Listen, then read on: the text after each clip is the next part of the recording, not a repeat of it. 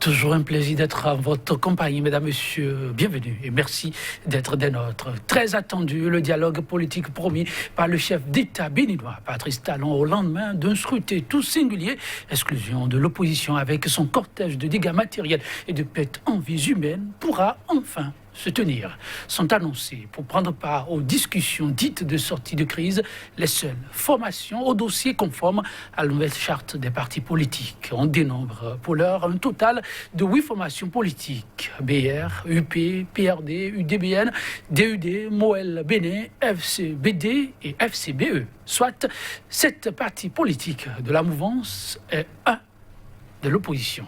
Dialogue national du 10 octobre au Bénin. Simulacre de dialogue au rendez-vous décisif de sortie de crise. Le sujet, mesdames, messieurs, en débat pour ce numéro de votre émission 100% Bénin. Et déjà sur ce plateau, en notre compagnie, Dieudonné Biao. Il est le président du MCB, Mouvement Citoyen du Bénin. Dieudonné Biao, bonjour. Bonjour, monsieur Yétandier. Merci d'être des nôtres. Non, c'est moi. Le plaisir est d'autant partagé que ça fait un bon moment par ici. Oui, ça fait effectivement un bon moment, mais on n'était pas présent sur le territoire national. C'est pour ces raisons-là que les téléspectateurs ne nous ont plus vus par ici. Mais comme la patrie nous appelle, nous répondons toujours présents. Voilà, nous sommes là. Merci. En face de lui, Thomas Zinsou, facilitateur. Il est un observateur de la vie socio-politique. Thomas Zinsou, bonjour. Bonjour, monsieur le journaliste. Et merci de répondre à notre invitation. C'est moi. Oui, c'était annoncé plusieurs mois déjà, en tout cas, face à face. Patrice Talon, acteur politique béninois, rendez-vous pris désormais pour le 10 octobre prochain. Une rencontre s'inscrivant, dit-on, dans le cadre du dialogue national annoncé par le chef de l'État en personne. C'était déjà le 20 mai dernier. Je me retourne vers le facilitateur, oui. Thomas Zinsou, une démarche comme celle-là, cette annonce en elle-même, comment l'appréciez-vous? Oui, merci, monsieur le journaliste. Je vous remercie, tous les téléspectateurs. Nous accueillons avec joie cette démarche du chef de l'État. Je dis enfin un ouf de soulagement.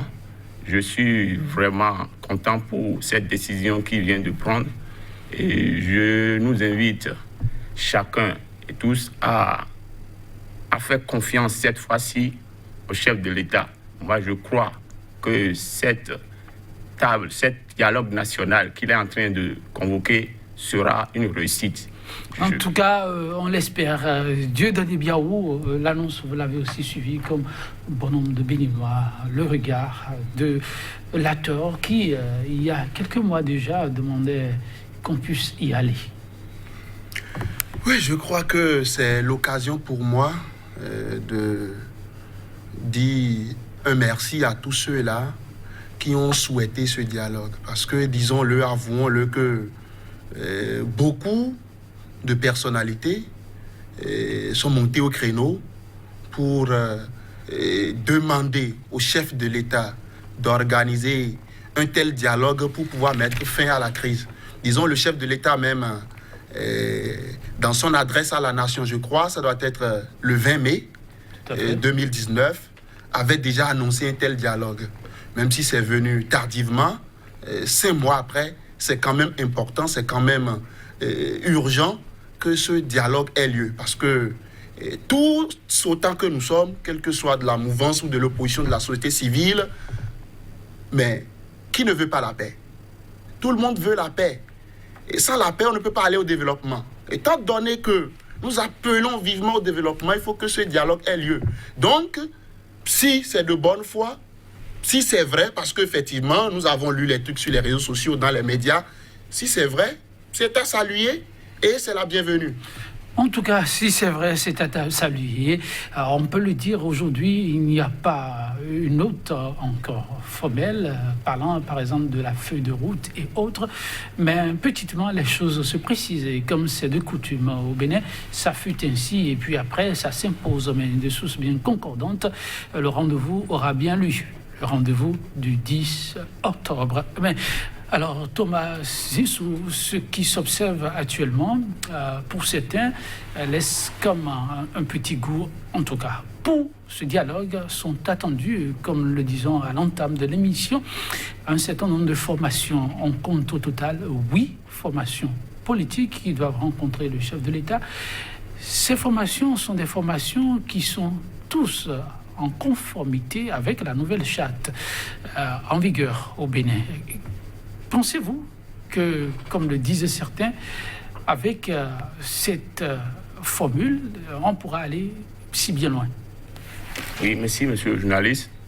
Je crois que, bon, pour ne pas remuer le couteau dans la plaie, je vais supplier le chef de l'État de laisser les autres partis qui n'ont pas pu se conformer à la nouvelle charte, à savoir USL et RE, Restaurer Espoir de candidat Zanaï, à rejoindre ces partis qui ont été convoqués pour que le dialogue national soit vraiment un dialogue réussi.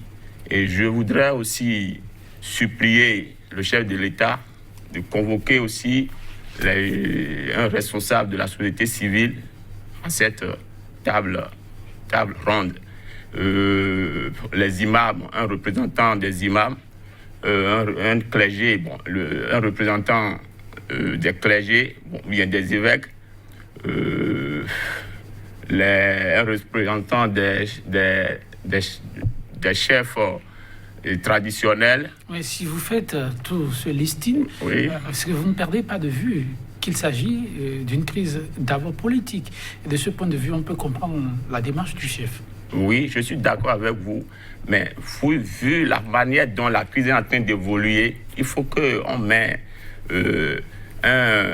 une fin favorable à cette crise, pour que tout le monde soit autour de cette table, pour qu'on mette fin finalement à cette crise qui ne profite à personne et actuellement au pays. Donc, forcément, ne pas s'arrêter à ces seules formations qui sont en règle vis-à-vis des tests, vous voulez dire. Oui. Dieudonné Lokossou, la question que je Dieudonné Biaou. Alors, salut Dieudonné Lokossou au passage.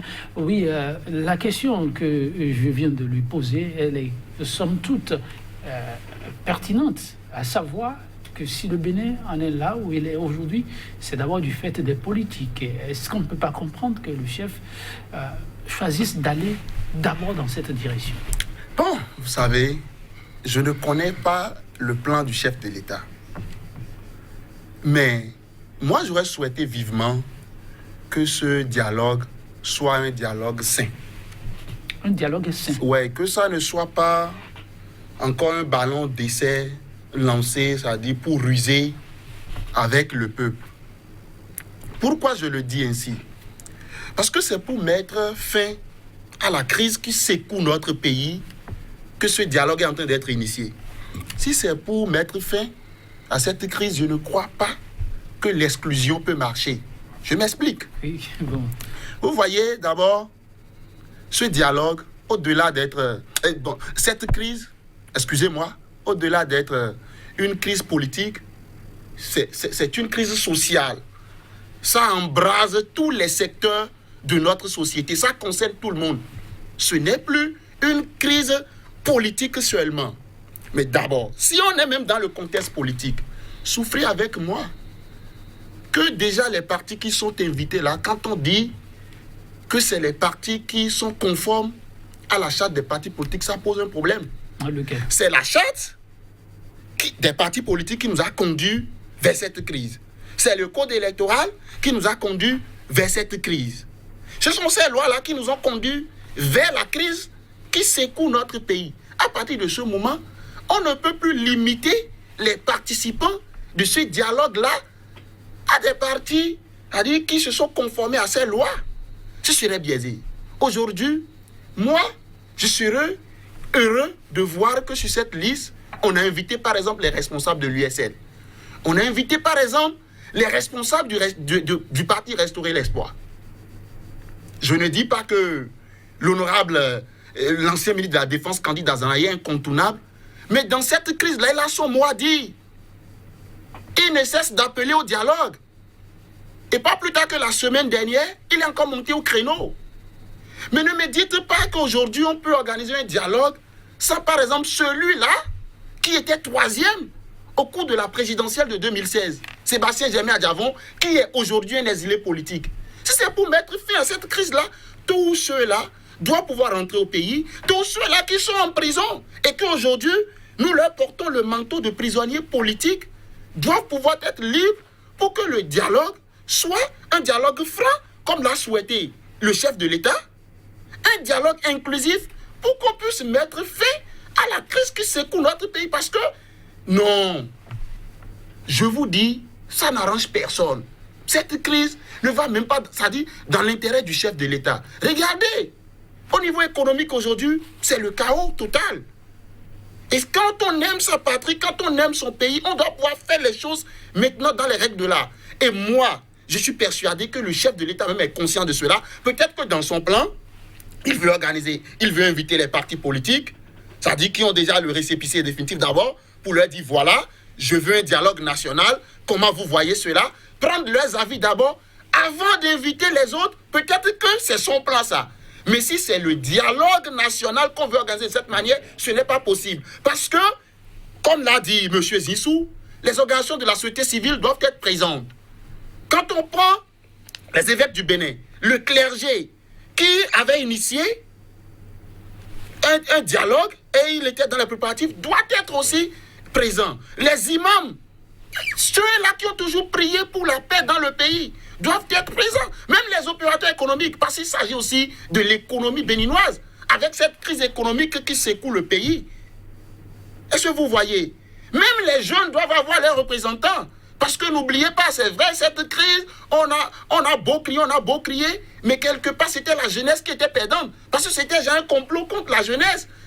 Les cautions faramineuses, là, les 249 millions, la jeunesse pouvait trouver ça où?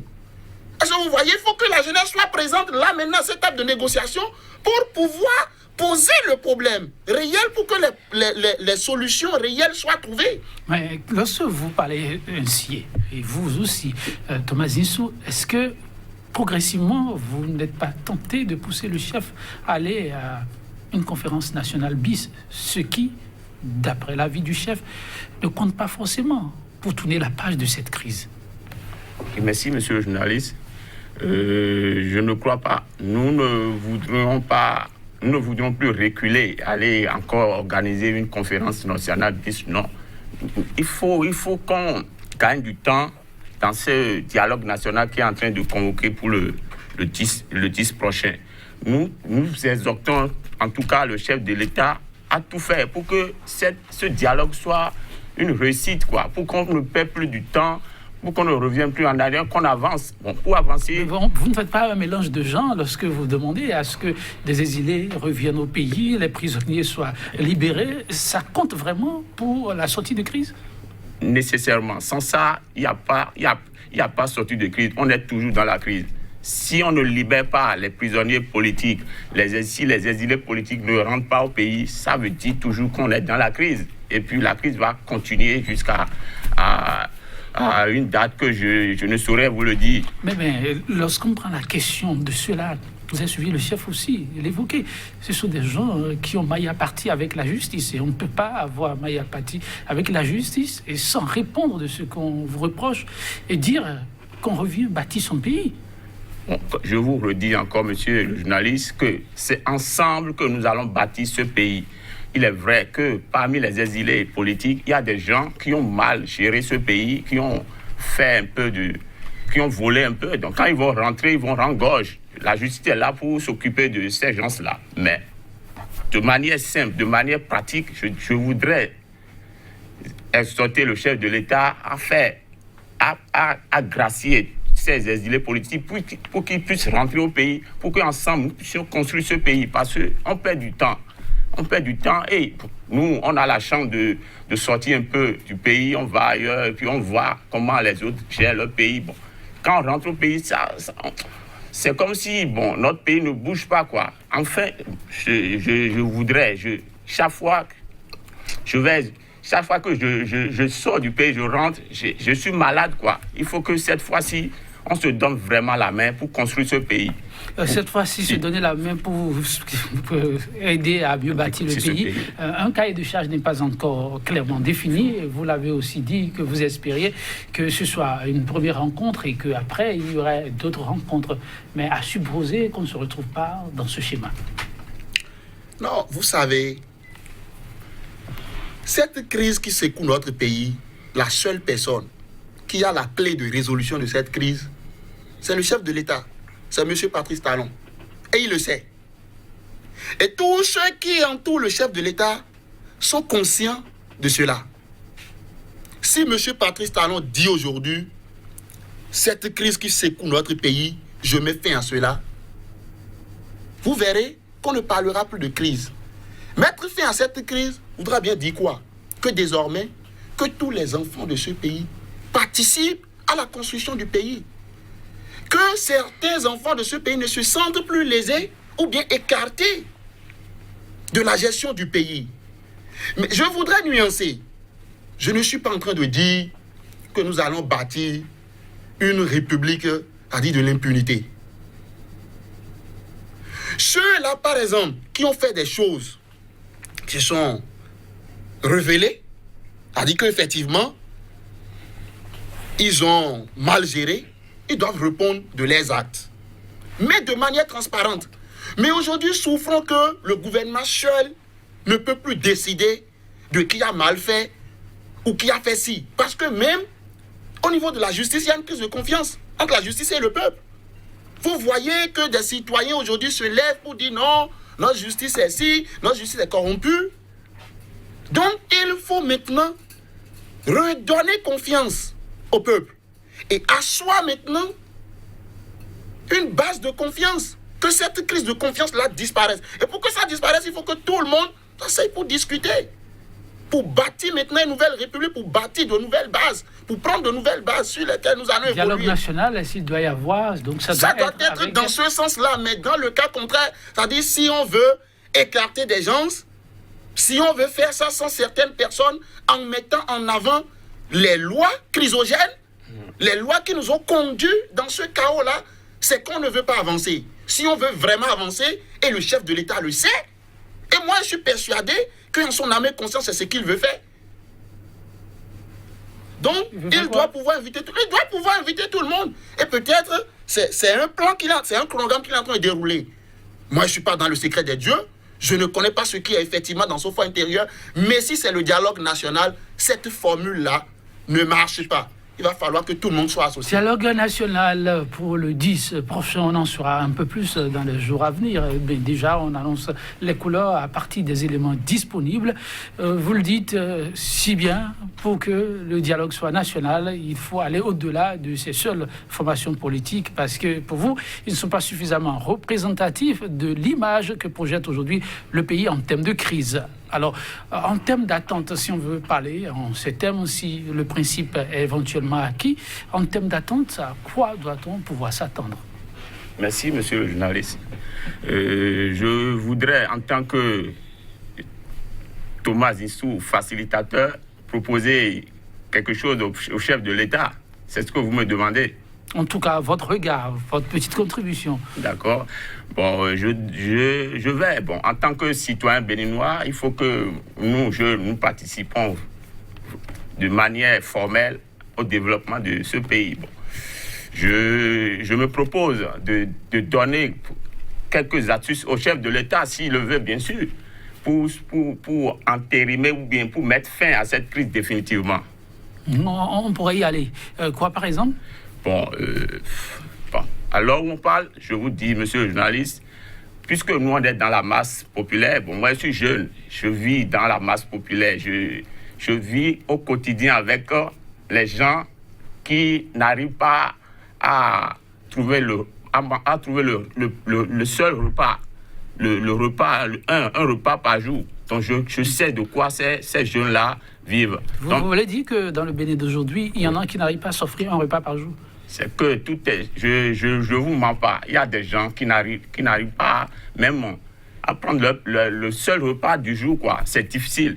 Donc, on sait comment on gère ces gens-là, nous les jeunes. Ok, oui, allez-y, hein. Donc, vous en étiez aux propositions. Donc, je voudrais proposer au chef de l'État, pour mettre définitivement fin à cette crise, au cours de cette table ronde qu'on est en train de projeter, de normer un Premier ministre, pourquoi pas, qui va...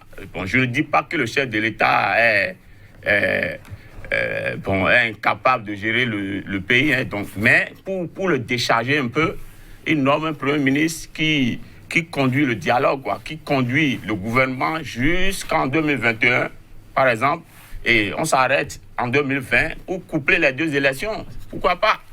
Parce que ceux qui sont actuellement à l'Assemblée ne nous représentent pas. Je ne peux pas vous mentir, monsieur Lunay.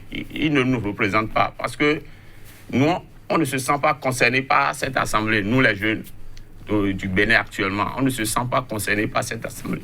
Donc je voudrais proposer au chef de l'État de nommer un Premier ministre qui va conduire le gouvernement jusqu'en 2021 et s'arrêter en 2020 pour organiser les deux élections en vue, l'élection communale et législative. Ce qui va nous permettre de mettre fin définitivement à la crise, parce que c'est à cause des élections législatives qu'on vit ce qu'on vit aujourd'hui. Suzanne Biao, j'ai un peu le souffle coupé quand je le suis. Vraiment, chef, dont le mandat court toujours, est-ce que ça fait pertinent qu'au nom de cette rencontre, cette table ronde, qu'on propose que le chef nomme un Premier ministre qui va conduire les affaires courantes, et ensuite aller au couplage des élections. Il parle des communales avec les législatives. Or, ceux qui sont en place sont appelés à faire un mandat de 4 ans. Monsieur Yetondi, je crois, nous n'allons pas mettre les charrues devant les bœufs. Nous n'allons pas mettre les charrues devant les bœufs. C'est vrai qu'il est normal que chaque citoyen, et tel qu'il soit, commence par faire des supputations, commence par faire des analyses sur comment, c'est-à-dire ce dialogue peut mettre fin à la crise qui nous secoue actuellement. Je crois, je ne vais pas dire les choses de la même manière que le facilitateur Zinsou. Vous voyez, je disais tout à l'heure que les lois qui nous ont conduits vers cette crise, c'est la loi sur la charte des partis politiques, c'est la loi sur le code électoral. Et si je veux en ajouter, c'est le code numérique, c'est le code pénal, parce qu'il y a des dispositions qui entravent les libertés démocratiques dans ces lois-là. Et pour la paix, il faut revoir tout ça. Donc pour le moment, ce qui est important, c'est que ce dialogue qui est appelé doit permettre à ce que ceux qui sont aujourd'hui exilés politiques, ceux qui sont aujourd'hui détenus politiques, ne cesseront jamais de le dire, rentrent au pays, que ceux qui sont en prison soient libérés, et qu'autour de cette table, que ça soit tous les problèmes du Bénin, que ça ne soit pas seulement le problème politique, parce que le problème politique seulement aujourd'hui ne peut pas résoudre la chose. C'est le Bénin même, en général, dans tous les secteurs qu'il y a de problèmes. Le Bénin dans tous les secteurs. Oui, et puis permettez-moi de vous dire par exemple que c'est pas que je n'ai pas confiance en nos acteurs politiques. C'est pas que je n'ai pas confiance en eux, mais je trouve que quelque part c'est eux qui ont failli. Et que nous sommes dans cette crise-là aujourd'hui, c'est à cause d'eux. Nous ne pouvons plus leur confier notre destin. Non. Ah bon? Ils seront de la partie, mais il faut que les autres parties aussi de la société soient de la partie pour que, à la fin de ce dialogue, les lois là, chrysogènes là, que ces lois-là soient mises de côté. Les lois d'exclusion là, que ça soit mis de côté. Et souffrez avec moi que le Parlement qui est là, quelles que soient les péripéties que nous allons faire, si ce Parlement continue d'exister, je vous dis que le Béninois lambda, le Béninois qui a Tchoumi, ne peut jamais avoir confiance en ce pouvoir-là. Et le chef de l'État même le sait. Et ça se sent. Aujourd'hui, non, s'il vous plaît, parce que le chef de l'État, il a des proches à lui qui sont sur les réseaux sociaux et qui lisent le peuple. Voilà un peuple qui se réjouit du malheur Bon, permettez-moi ce thème. De son chef que lui-même a élu. Un peuple qui se réjouit du malheur de son chef que lui-même... Voyez comment le malaise est profond. C'est très profond. Donc, ce qui voudra dire que ce Parlement, on peut dire que c'est un Parlement légal parce qu'il y a des lois liberticides qui ont permis son installation, mais la légitimité, là, la légitimité pose problème. Il faut mettre fin à ce Parlement. Et ce que propose M. Zissou, c'est bon, je trouve la formule même noble. Et je voudrais que les acteurs politiques rentrent dans cette logique-là. Pourquoi pas coupler les élections communales et les législatives en 2020 et demander à ceux qui sont là, comme ce sera autour d'un dialogue national, demander aux députés là, qui sont nommés entre griffes, de démissionner eux-mêmes. Et je crois que parmi eux, il y a des gens qui sont prêts à faire ça. Hein. Parce que des gens sont gênés. Il y a des députés aujourd'hui qui sont gênés. Vous le savez, en politique, il n'y a pas de croyance.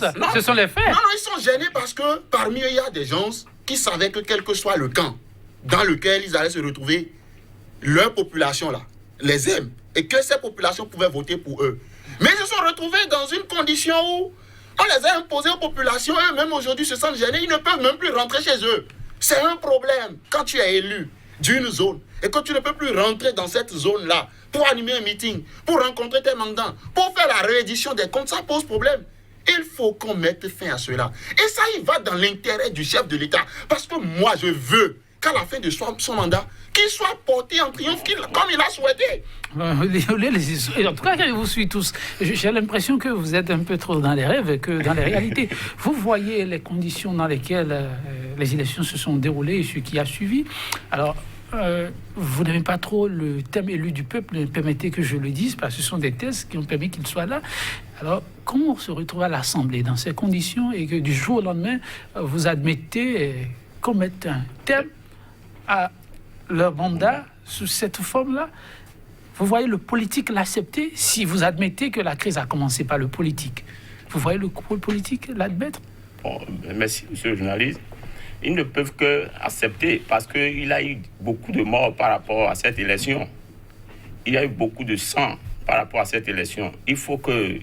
Ils n'ont pas le choix. Ils devraient accepter pour qu'on mette définitivement fin à cette crise. Parce que nous, on veut vivre enfin, parce que tout le temps, la jeunesse, pas seulement la jeunesse, tout le peuple béninois est sous tension et ils ont peur. C'est-à-dire, le peuple béninois ne se sent plus libre. Mais quand vous dites ça, il y en a qui répondent, mais ceux qui disent ne pas être libres, pourtant il y en a qui circulent, ceux qui parlent de crise, les Béninois vaquent à leurs occupations. Est-ce qu'il y a vraiment de crise au vrai sens du terme? Ou ce sont des Béninois, comme peut-être vous, qui habillez les faits avec tous ces mots? Monsieur le journaliste, je vous réaffirme que, bon, je ne sais pas où vous habitez, hein. Bon, vous pouvez sortir un soir dans votre zone, aller voir des jeunes du quartier pour voir si réellement c'est ça ce qu'on appelle vivre.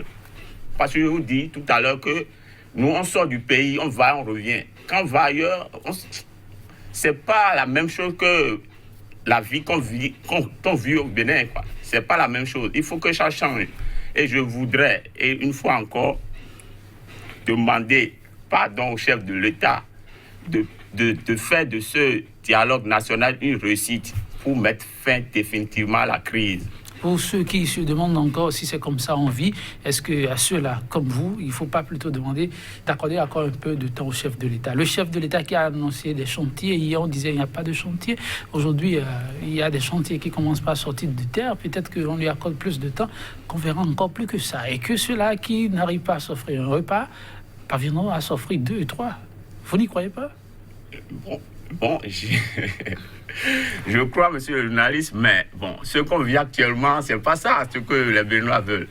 Les Béninois veulent vraiment manger à leur faim. Le chef d'État fait ce qu'il peut, mais je ne suis pas dans le secret de Dieu, mais je sais qu'au fond de lui-même, il veut faire plus que ça, mais c'est seulement... Ce sont les gens qui l'entourent, qui lui causent un peu de problème selon moi. Et pour faire plus que ça, il faut forcément aller à cette forme de dialogue que vous proposez. Oui. Dieudonné Biaou, oui, la crise qu'on évoque aujourd'hui, qui semble ramener le Bénin des années en arrière, est-ce que le Béninois n'exagère pas un peu dans les faits? Non. Vous savez, comparer ce qui s'est passé ailleurs, c'est-à-dire quand je dis ce qui s'est passé, je ne veux pas citer un pays, c'est l'exclusion qui a conduit à tout un déchirement d'une grande nation que nous connaissons ici en Afrique. Et pour être plus précis, en Afrique de l'Ouest. Et quand l'exclusion intervient, je vous dis, les gens ne se contrôlent plus. Et de plus encore, les libertés démocratiques, encore pour un peuple qui s'est battu pour arracher ses libertés. C'est-à-dire, on ne lui a pas donné ça de manière fatale. Ce peuple s'est battu.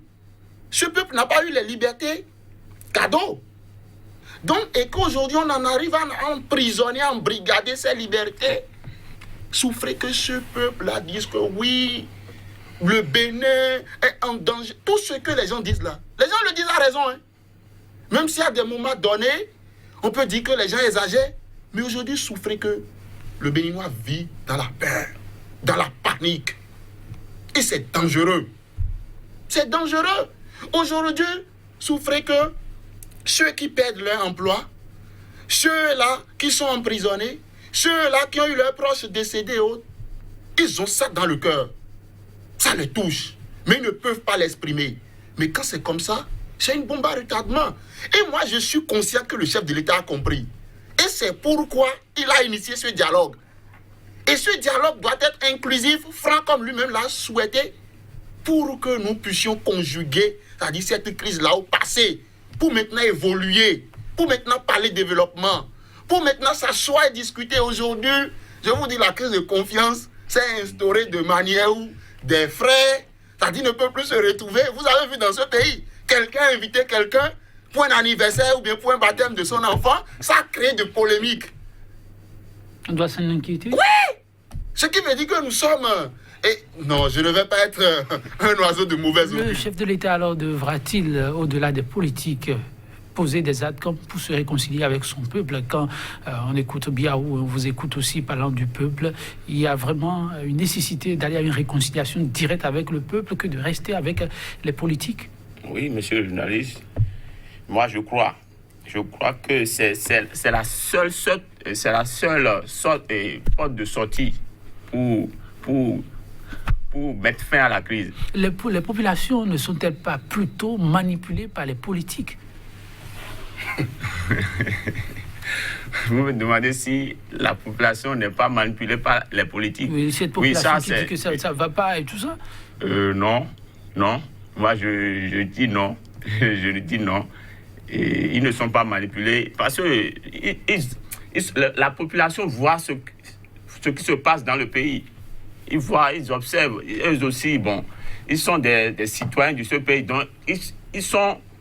Comment je vais m'exprimer? Bon, c'est-à-dire, bon... Permettez, monsieur Yetonji. Oui, allez-y. Quelqu'un qui brutalement, en tant que père de famille, perd son emploi.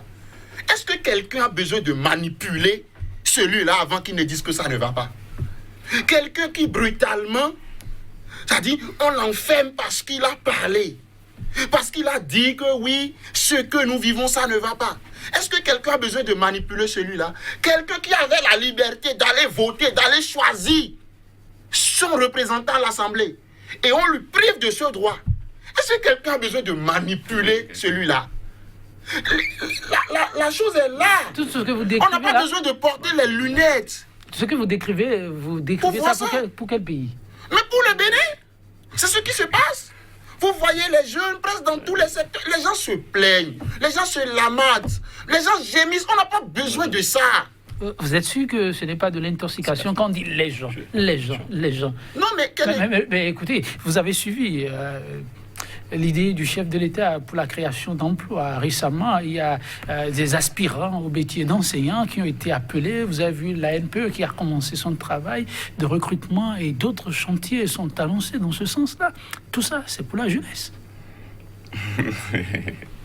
Moi, je vois que... Les questions fleuries, non, là, vous êtes en train de nous piéger, là, parce que... on voit bien qu'au lieu de créer, le chef de l'État, lui, il supprime les emplois, monsieur Yetonji. Il supprime, pardon. Ne remuons pas trop le couteau dans la plaie. Au lieu de créer, lui, il en supprime. Si, moi, en tant que facilitateur, je voudrais bien que le chef de l'État, je voudrais bien voir le chef de l'État avec un Sébastien Adjavon aller voir et Dangote qui connaît bien le président Buhari pour mettre fin à la crise économique qu'on vit aujourd'hui. Je voudrais, c'est un souhait pour moi. Parce que supposez, M. Adjavon, ils ont fermé son entreprise qui nourrissait plus de... Je ne veux pas donner des chiffres. Bon, supposons 500 personnes. Ces 500 personnes qui ont vu du jour au lendemain leurs emplois retirés. Regardez vous-même combien sont sans repas par rapport à ce catastrophe. Donc, je ne veux pas trop parler, donc pour ne pas... Vous donnez l'impression de remuer le couteau dans la plaie. Oui, c'est pour comprendre la portée des douleurs que vous évoquez. Monsieur Yetonji. Oui. Moi, je suivais un jour la télévision Carrefour, TVC. Oui. Et brusquement, je vois une bande défilante qui disait que oui, à partir de lundi, la télévision va fermer ses portes compte tenu des contraintes économiques. C'est des chômeurs qui sont créés. Ça s'est passé après le discours du 1er août du chef de l'État, où le chef de l'État a promis créer des emplois. Canal 3 Bénin a remercié des jeunes tout récemment, des jeunes talentueux que nous connaissons très bien. C'est quoi la responsabilité du chef dans tout ça? Non, mais écoutez, dans un pays, quand il y a morosité économique, quand la charpente économique du pays est à terre, mais les entreprises privées sont en difficulté. Les entreprises privées sont en difficulté. La pièce se prépare maintenant pour remercier encore des jeunes. Je n'invente rien. C'est-à-dire c'est des faits que nous vivons. Et en tant que patriotes, nous sommes obligés de dire que ça ne va pas. Dans l'intention d'aider le chef de l'État, pour qu'il comprenne. Parce que là où lui est dans son fauteuil, s'il n'est pas informé, comment il peut savoir que ça ne va pas? Si on vient lui faire des rapports pour lui dire que non, ça va, les jeunes applaudissent, les jeunes crient, les jeunes disent que ça va. Lui, c'est ça, il entend. Mais il faut que nous puissions parler. Il faut que nous puissions dire ce que nous vivons. C'est quelqu'un de renvoyer de la fonction publique ou bien de sa fonction. C'est encore un problème pour le pays. Parce qu'il vient s'ajouter aux chômeurs. Et c'est ce que nous constatons. Au lieu de créer, on ajoute encore, c'est-à-dire d'autres personnes à ceux qui chôment. Et pendant que les jeunes, c'est-à-dire étudient, et les diplômes, c'est-à-dire sont là à gogo. J'ai même vu des jeunes sur les réseaux sociaux qui ont dit que maintenant ils sont prêts pour vendre leur diplôme. Je crois qu'ils s'amusent, je crois que c'est pour blaguer. Non, mais c'est un problème. Mais c'est un problème quand une jeunesse en vient dire des choses comme ça. Mais écoutez, c'est une bonne blague, mais ça doit nous faire réfléchir. La situation, ma foi, demanderait alors plus que de la politique, mais une bonne dose, comme on dit, de politique et du social pour espérer voir le Bénin sortir la tête de l'eau. C'est bien cela. Oui. Et qui pour aider alors à jouer cette partition, ou aider le chef à jouer cette partition au fond?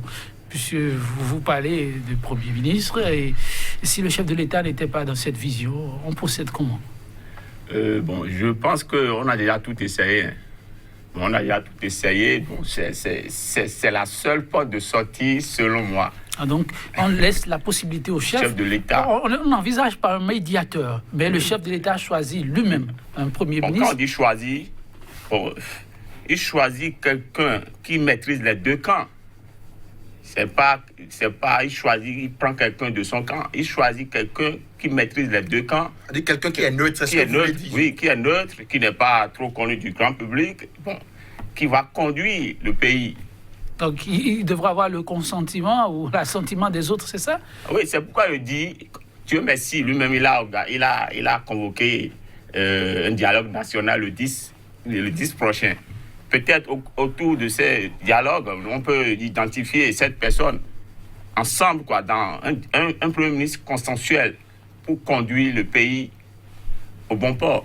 Parce que quand il va faire ça, ce Premier ministre peut si les exilés ne rentrent pas avant le 10, ce Premier ministre est maintenant apte à faire rentrer tous ses fils qui sont à l'extérieur du pays. La question des exilés vous tient beaucoup à cœur. Oui. Moi, je ne sais pas si c'est le terme de Premier ministre ou bien c'est l'appellation Premier ministre qu'il faut, c'est-à-dire mettre à cette personne-là. Je ne sais pas. Puisque ce n'est pas dans notre Constitution. Ce n'est pas dans notre Constitution et ça va rentrer dans la polémique de ce que nous apprenons sur les réseaux sociaux ces derniers temps-ci. Donc moi, je voudrais peut-être étayer, appuyer ce que mon vis-à-vis est en train de dire. Peut-être qu'il est en train de dire une personnalité qui fait l'unanimité. C'est-à-dire pour instaurer la confiance, pour que désormais, c'est-à-dire tout se passe de manière consensuelle et transparente. Voilà un peu ce que moi j'ai compris de sa proposition. Mais je trouve ça aussi pertinente. Parce qu'aujourd'hui, la crise de confiance est trop. Oui, quelque comme ça. Puisque, regardez, la crise avec le Nigeria maintenant, notre diplomatie a des problèmes. Et puis on est bloqué. Les populations ne savent pas à quel c'est se vouer. Le gouvernement qui ne communique pas sur la situation.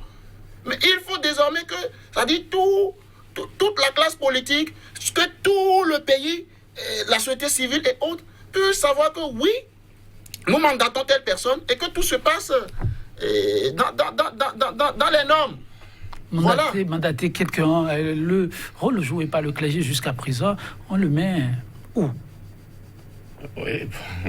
Est-ce que le clergé a pu faire quelque chose? Bon, je ne sais pas. Bon, j'ai lu sur les réseaux sociaux que le clergé s'est retiré de... Non, ils ont dit à rectifier et qu'ils ne se sont pas retirés. Okay. En tout cas, on nous informe, Thomas Zingsou, qu'on ne pourra pas continuer, que le temps est complètement parti. Si vous devez conclure, vous diriez? Je demanderai au chef de l'État d'écouter son peuple et de faire confiance à son cœur. Écouter son peuple, faire confiance à son cœur. Deux paramètres très délicats, mais sans doute importants. Le peuple et le cœur. Alors oui, Dieudonné Biaou. Oui, je vais répondre d'abord à votre dernière question que vous avez posée à M. Zinsou. Du point de vue historique, nous ne pouvons pas négliger la participation du clergé au processus de paix dans notre pays. C'est très important.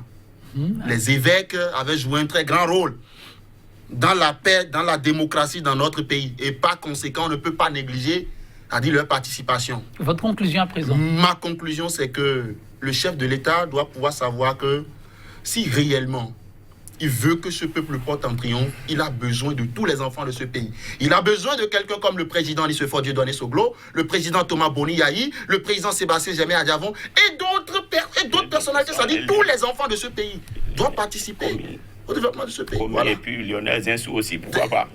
Tous ceux-là, le ministre d'État Komi Koutié, tous ceux-là doivent rentrer pour participer à la construction du pays. En tout cas, vos messages et plaidoyers, si on peut les appeler ainsi, ne sont pas tombés dans des oreilles dessous. Le 10, c'est si loin, si proche. Ceci se veut juste une contribution. Les acteurs, et différents acteurs, bien entendu, sauront prendre ce qu'il y a à prendre et ajouter à l'existant pour voir comment en sortir quelque chose de plus potable pour tous. C'est le Bénin qui en sortira grandi. 100% Bénin pour le numéro du jour, mesdames, messieurs. Ce sera tout et je vous fausse compagnie. Sur cette citation de Jean-Jacques Rousseau, le faux est susceptible, dit-il, d'une infinité de combinaisons. Mais la vérité n'a qu'une manière d'être, une et une seule. Bonne méditation chez vous et à très bientôt.